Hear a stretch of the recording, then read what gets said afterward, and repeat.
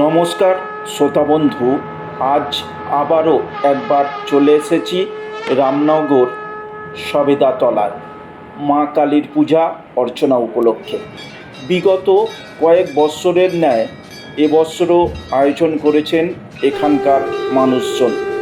সত্যি কথা বলতে কি, এখানকার মায়ের মূর্তি দেখতে অসাধারণ, অতুলনীয় বলা চলে। ধন্যবাদ জানাই প্রতিমা শিল্পীকে। ঈশ্বরের কাছে প্রার্থনা করি এই পূজা অনুষ্ঠান আগামী বছরও অনুষ্ঠিত হোক। মা যেন আপনাদের সকলের দুঃখ মোচন করেন। সকলে ভালো থাকবেন, সুখে থাকবেন এবং অপরকে ভালো রাখার চেষ্টা করবেন।